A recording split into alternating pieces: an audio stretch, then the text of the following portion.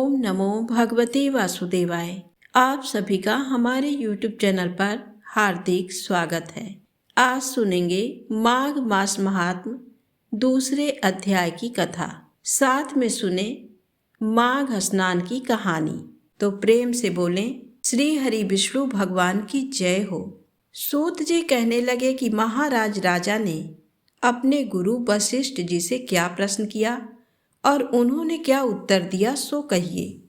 व्यास जी कहने लगे, हे सूत जी, राजा दिलीप ने रात्रि को सुख से सोकर प्रातः समय ही अपने गुरु वशिष्ठ जी के पास जाकर उनके चरणों को छूकर प्रणाम करके तपस्वी के बताए हुए प्रश्नों को अति नम्रता से पूछा कि गुरु जी, आपने आचार, दंड, नीति, राजधर्म तथा चारों वर्णों के चारों आश्रमों की क्रियाओं, दान और उनके विधान, यज्ञ और उनकी विधियां, व्रत, उनकी प्रतिष्ठा तथा भगवान विष्णु की आराधना अनेक प्रकार से तथा विस्तार पूर्वक मुझको बतलाई।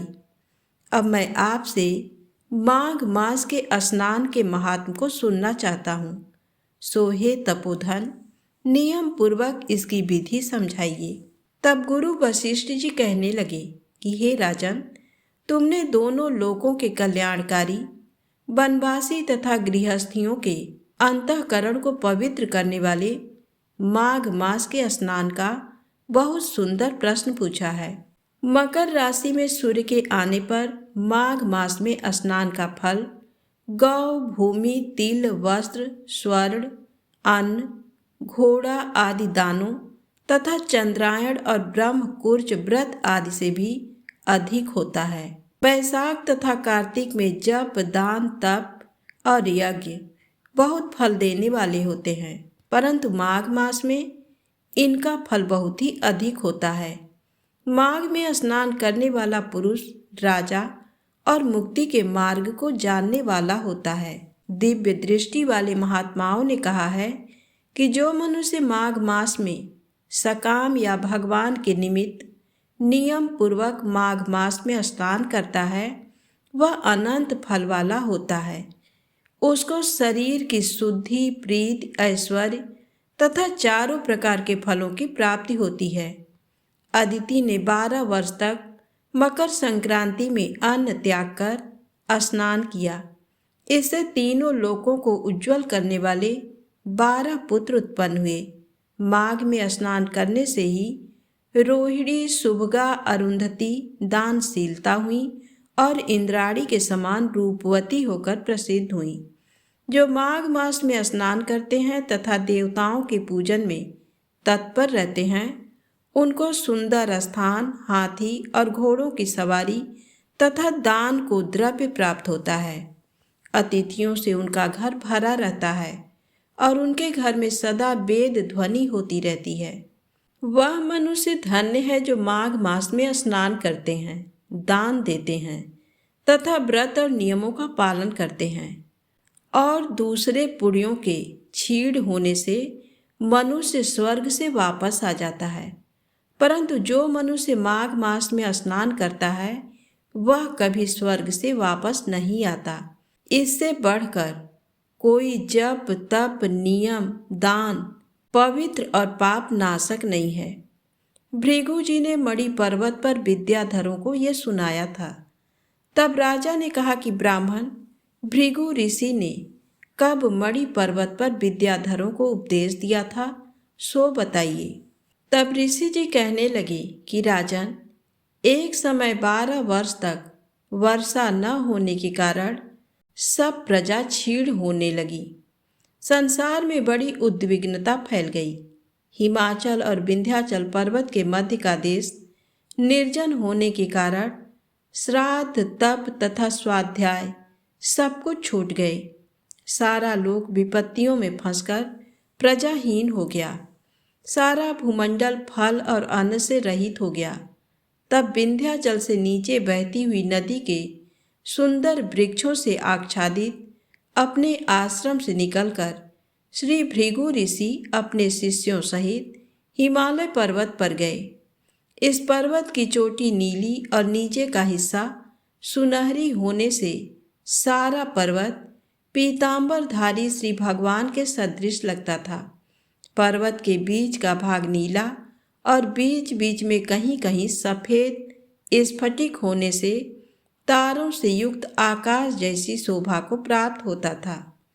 रात्रि के समय वह पर्वत दीपकों की तरह चमकती हुई दिव्य औषधियों से पूरित किसी महल की शोभा को प्राप्त होता था। वह पर्वत शिखाओं पर बांसुरी बजाती और सुंदर गीत गाती हुई किन्नरियों तथा केले के पत्तों की पताकाओं से अत्यंत शोभा को प्राप्त हो रहा था। ये पर्वत नीलम, पन्ना, पुखराज तथा इसकी चोटी से निकलती हुई रंग बिरंगी किरणों से इंद्रधनुष के समान प्रतीत होता था। स्वर्ण आदि सब धातुओं से तथा चमकते हुए रत्नों से चारों ओर फैली हुई अग्नि ज्वाला के समान शोभायमान था। इसके कंदराओं में काम पीड़ित विद्याधरी अपने पतियों के साथ आकर रमण करती हैं और गुफाओं में ऐसे ऋषि मुनि जिन्होंने संसार के सब क्लेशों को जीत लिया है रात दिन ब्रह्म का ध्यान करते हैं और कई एक हाथ में रुद्राक्ष की माला लिए हुए शिव की आराधना में लगे हुए हैं। पर्वत के नीचे भागों में जंगली हाथी अपने बच्चों के साथ खेल रहे हैं तथा कस्तूरी वाले रंग बिरंगे मृगों के झुंड इधर उधर भाग रहे हैं। ये पर्वत सदा राजहंस तथा मोरों से भरा रहता है, इसी कारण इसको हेमकुंड कहते हैं। यहाँ पर सदैव ही देवता, गुह्यक और अप्सरा निवास करते हैं। आज की कथा यहीं समाप्त होती है। प्रेम से बोलें श्री हरि विष्णु भगवान की जय हो। कल आप सुनेंगे तीसरा अध्याय। अब आइए सुने ब्राह्मण, ब्राह्मणी और 7 कमरों की कहानी। एक नगर में एक ब्राह्मण और ब्राह्मणी रहते थे। वे रोजाना 7 कोस दूर गंगा स्नान करने जाते थे। इतनी दूर आने जाने से ब्राह्मणी थक जाती थी। एक दिन ब्राह्मणी कहने लगी, काश हमारे भी एक बेटा होता तो कितना अच्छा रहता। बेटे के बहू आती और हमें घर वापस आने पर खाना बना हुआ मिलता और बहू घर का काम भी कर देती। ब्राह्मणी की बात सुनकर ब्राह्मण बोला, बात तो तू सही कह रही है, चल आज मैं तेरे लिए बहू ला ही देता हूँ। ब्राह्मणी बोली, वो कैसे? ब्राह्मण ने कहा कि तू एक पोटली में आटा डालकर उसमें कुछ मोहरे रख दे। तब ब्राह्मण के कहे अनुसार ब्राह्मणी ने पोटली बांधकर दे दी और पोटली लेकर ब्राह्मण चला गया। ब्राह्मण अभी कुछ ही दूर गया था कि उसे नदी के किनारे बहुत सी सुंदर लड़कियां दिखाई दी। वे रेत में घर बनाकर खेल रही थी। उनमें से एक लड़की ने कहा कि मैं अपना घर नहीं तोड़ूंगी, मुझे तो रहने के लिए ये घर चाहिए। लड़की की बात सुनकर ब्राह्मण मन ही मन सोचने लगा कि बहू बनाने के लिए ये लड़की सही रहेगी। जब वह लड़की जाने लगी तो ब्राह्मण भी उसके पीछे पीछे उसके घर तक चला गया। वहां जाकर ब्राह्मण ने उससे कहा, बेटी अभी माघ मास चल रहा है, इसलिए मैं किसी के घर खाना नहीं खाता। मैं आटा लेकर आया हूँ, तुम अपनी माँ से पूछो कि क्या वह मेरे लिए आटा छानकर 4 रोटी बना देगी। यदि वह मेरा आटा छानकर रोटी बनाएगी तो ही मैं रोटी खाऊंगा। लड़की ने जाकर अपनी माँ से सारी बात कह दी। माँ ने कहा, ठीक है, जाकर बाबा से कह दे कि वह अपना आटा दे दे, मैं रोटी बना दूंगी। जब वह आटा छानने लगी तो आटे में से मोहरे निकली। वह सोचने लगी, जिसके आटे में इतनी मोहरे हैं उसके घर में कितनी मोहरे होंगी। जब ब्राह्मण खाना खाने बैठा तो लड़की की माँ ने कहा, बाबा क्या आप अपने लड़के की सगाई करने जा रहे हो? तब ब्राह्मण ने कहा कि मेरा बेटा तो काशी में पढ़ने गया हुआ है, लेकिन यदि तुम कहो तो खाट कटोरे से विवाह करके तेरी बेटी को अपने साथ ले जाऊं। लड़की की माँ ने कहा, ठीक है, और फिर खांड खटोरे से अपनी लड़की की शादी करके उसे ब्राह्मण के साथ भेज दिया। ब्राह्मण ने घर आकर कहा, रामू की माँ, दरवाजा खोल कर देख, मैं तेरे लिए बहू लेकर आया हूँ। ब्राह्मणी बोली, दुनिया तो ताने मारती ही थी, अब आप भी ताने मारने लगे। हमारे तो कोई बेटा ही नहीं है, तो बहू कहाँ से आएगी। ब्राह्मण ने कहा कि तू दरवाजा खोल कर तो देख। जब ब्राह्मणी ने दरवाजा खोला तो सामने बहू को खड़ी देखा। उसने बहू का स्वागत किया और आदर सत्कार से अंदर ले गई। अब ब्राह्मण और ब्राह्मणी स्नान करने जाते तो बहू घर का सारा काम करके और खाना बना कर रखती। वह उनके कपड़े धोती और रात को पैर भी दबाती थी। इस तरह काफ़ी समय बीत गया। ब्राह्मणी ने अपनी बहू से कहा कि बहू, कभी भी चूल्हे की आग मत बुझने देना और मटके का पानी खत्म मत होने देना। एक दिन चूल्हे की आग बुझ गई। तब बहू भागी भागी अपने पड़ोसन के पास गई और कहा कि मेरे चूल्हे की आग बुझ गई है, मुझे थोड़ी आग चाहिए। मेरे सास ससुर सुबह 4 बजे से गए हुए हैं, वह थके हारे आएंगे, इसलिए मुझे उनके लिए खाना बनाना है। तब पड़ोसन ने कहा कि तू तो बावली है, तुझे ये दोनों मिलकर पागल बना रहे हैं, इनके कोई बेटा नहीं है। बहू ने कहा, नहीं ऐसा मत बोलो, इनका बेटा तो बनारस काशी में पढ़ने गया हुआ है। तब पड़ोसन ने कहा कि ये तुझे झूठ बोलकर लाए हैं, इनका कोई बेटा नहीं है। अब बहू पड़ोसन की बातों में आ गई और कहने लगी कि अब आप ही बताओ मैं क्या करूं। पड़ोसन ने कहा कि करना क्या है, जब तुम्हारे सास ससुर आए तो जली फूकी रोटियां और बिना नमक की दाल बनाकर देना। खीर का चमचा दाल में और दाल का चमचा खीर में डाल देना। वह पड़ोसन की सारी सीख लेकर घर आ गई और जब उसके सास ससुर घर आए तो उसने ना तो उनका आदर सत्कार किया, ना ही उनके कपड़े धोए। जब उसने सास ससुर को खाना दिया तो सास बोली, बहू आज ये रोटियां जली फूकी क्यों हैं और दाल भी बिना नमक की है। तब बहू ने पलटकर जवाब दिया कि एक दिन ऐसा खा लोगे तो कुछ बिगड़ नहीं जाएगा तुम्हारा।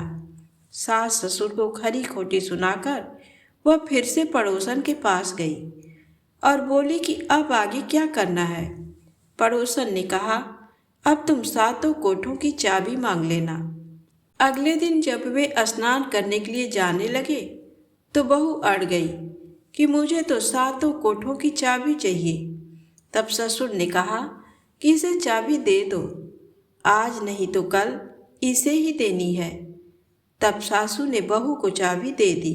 सास ससुर के जाने के बाद जब बहू ने दरवाजे खोले तो देखा कि किसी में अन्न भरा है, किसी में धन भरा है, किसी में सोने चांदी हीरे जवाहरात पड़े हैं। जब उसने सबसे ऊपर का 7वां कोठा खोला तो देखा कि भगवान शिव, माता पार्वती, गणेश जी, लक्ष्मी माता जी, विष्णु भगवान, राई दामोदर, तुलसी जी का बिड़वा, गंगा यमुना व 33 कोटि देवी देवता विराजमान हैं और वहीं पर एक लड़का चंदन की चौकी पर बैठा माला जप रहा है। ये सब देखकर उसने लड़के से पूछा कि तू कौन है। तब लड़का बोला कि मैं तो तेरा पति हूँ, अभी दरवाज़ा बंद कर दे, जब मेरे माता पिता आएंगे तब दरवाज़ा खोलना। ये सब देखकर बहू बहुत खुश हुई और 16 श्रृंगार कर सुंदर वस्त्र पहनकर अपने सास ससुर का इंतजार करने लगी। उसने अपने सास ससुर के लिए अच्छे अच्छे पकवान बनाए। जब उसके सास ससुर घर पर आए तो उसने उनका आदर सत्कार किया, प्रेम पूर्वक खाना खिलाया और पैर दबाने लगी। पैर दबाते दबाते बहू ने कहा कि माँ, आप इतनी दूर गंगा यमुना स्नान करने के लिए जाती हो तो आप थक जाती हो, इसलिए आप घर पर ही स्नान क्यों नहीं करती हो। ये सुन सास कहने लगी कि बेटी, गंगा यमुना घर पर तो नहीं बहती हैं। तब उसने कहा, हाँ माँ जी, बहती हैं। चलो मैं आपको दिखाती हूँ।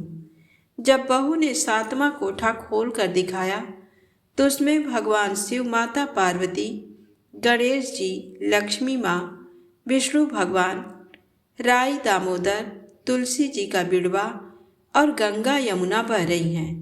33 कोटि देवी देवता विराजमान हैं और वहीं चौकी पर बैठा एक लड़का माला जप रहा है। माँ ने कहा कि बेटा तू कौन है? लड़का बोला, माँ मैं तेरा बेटा हूँ। ब्राह्मणी ने कहा कि बेटा ये दुनिया कैसे मानेगी कि तू मेरा बेटा है? तब ब्राह्मणी ने कुछ विद्वान पंडितों से मदद मांगी। पंडितों ने कहा कि इस पार बहू बेटा खड़ा हो जाए और उस पार ब्राह्मणी खड़ी हो जाए। ब्राह्मणी ने चमड़े की अंगियां पहनी हो और छाती में से दूध की धार निकलकर बेटे की दाढ़ी मूछ भिगाए और पवन पानी से गठजोड़ बंधे, तब मानो कि यह बुढ़िया का ही बेटा है। उसने ऐसा ही किया। चमड़े की अंगियां फट गई और छाती में से दूध की धार निकलकर बेटे की दाढ़ी मूछ भीग गई। पवन पानी से बहू बेटे का गठजोड़ बंध गया। ये सब देखकर ब्राह्मण और ब्राह्मणी की खुशी का ठिकाना न रहा। हे नारायण, हे गोविंद, जैसे ब्राह्मण ब्राह्मणी को बहू बेटा दिया वैसे सबको देना। माघ मास की ये कथा कहने, सुनने और हुंकारा भरने वाले सब पर अपनी कृपा बनाए रखना। तो प्रेम से बोलें, श्री हरि विष्णु भगवान की जय हो।